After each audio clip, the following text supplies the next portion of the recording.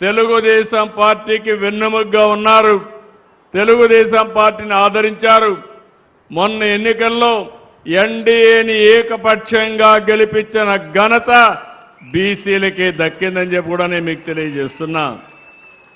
అందుకే మేము కూడా ఇది గుర్తుపెట్టుకున్నాం. ఎన్నికల ముందు మీరు ఒకటి గుర్తుపెట్టుకోవాలి, ఎలాంటి అత్యవసర పరిస్థితులు ఈ రాష్ట్రంలో ఉన్నాయో ఆ రోజు నేను కానీ జనసేన అధినేత పవన్ కళ్యాణ్ గారు కానీ ఇంకో పక్క ప్రధానమంత్రి నరేంద్ర మోడీ గారి నాయకత్వంలో మేము ఆ రోజు మీకు ఒక హామీ ఇచ్చాం. మళ్ళీ రాష్ట్రాన్ని పునర్నిర్మాణం చేస్తామని, సూపర్ 6 అమలు చేస్తామని, ఇంకో పక్క అభివృద్ధి కూడా సమాంతరంగా అభివృద్ధి చేస్తామని, ఎవరికి ఇబ్బంది లేని పరిపాలన ఇస్తామని హామీ ఇచ్చాను. 2 ఏళ్లయింది. మీ నమ్మకాన్ని నిలబెట్టుకున్న ప్రభుత్వం ఎన్డీఏ ప్రభుత్వం అవునా కాదా అని మిమ్మల్ని అడుగుతున్నా.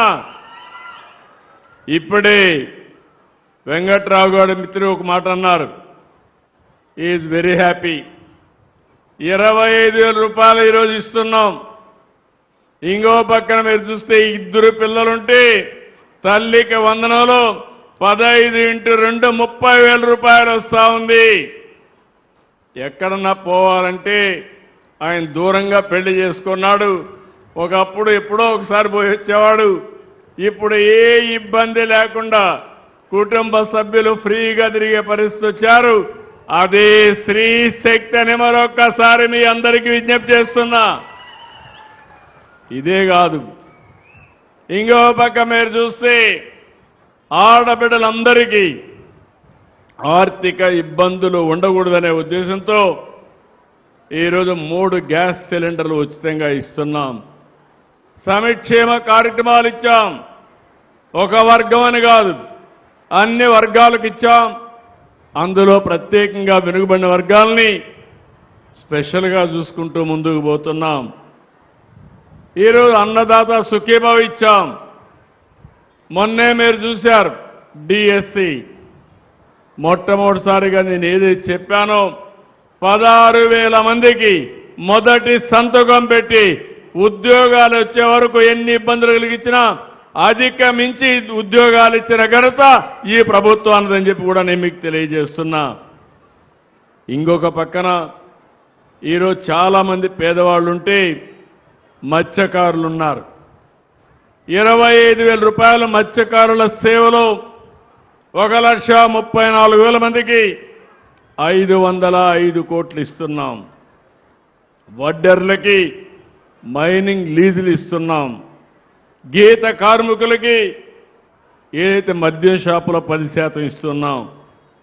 ఇంకో పక్క మీరు ఒకసారి చూస్తే సోలార్ రూఫ్ టాప్ పెట్టి శాశ్వతంగా కరెంటు భారం లేకుండా చేయాలని 3 కిలోవాట్లు మీరు పెట్టుకోగలిగితే 98,000 రూపాయలు సబ్సిడీ ఇస్తున్నాం. కేంద్రం నుంచి 78,000, అదనంగా ఇక్కడ 20,000 ఇస్తున్నామని చెప్పి నేను మీకు తెలియజేస్తున్నా.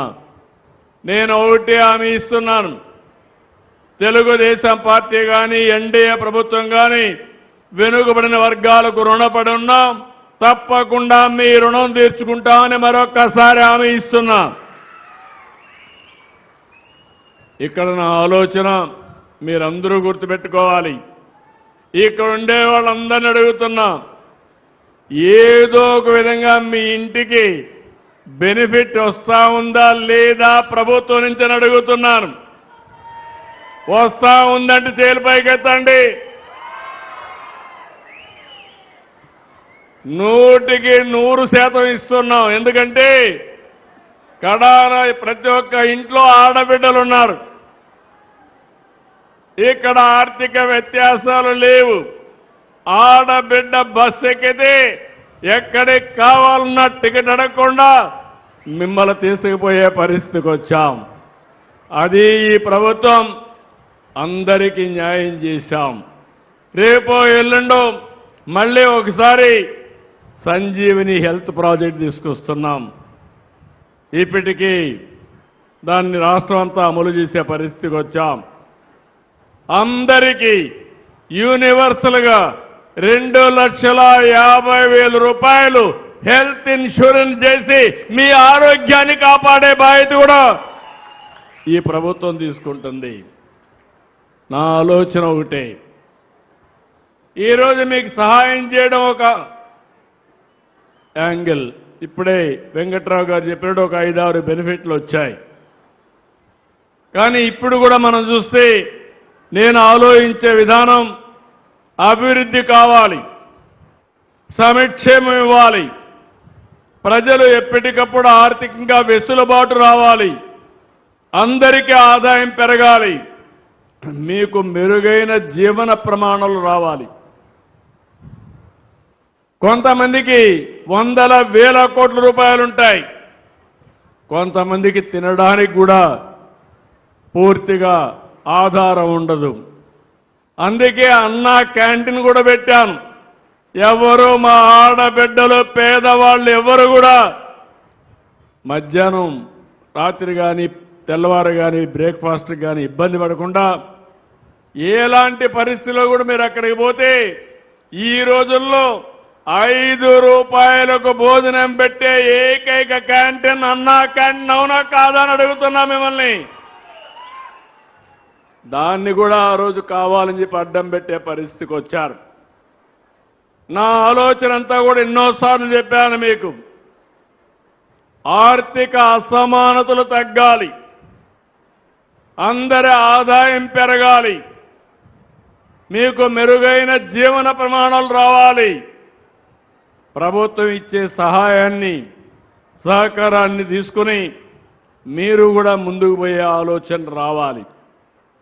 ఈరోజు మీరు ఆలోచించండి, ప్రతి ఒక్క ఇంట్లో పిల్లలుంటే అంగన్వాడీలో 4 ఏళ్ళు ఏం కావాలో పెట్టేవన్నీ కూడా స్ట్రీమ్ లైన్ చేస్తున్నాం.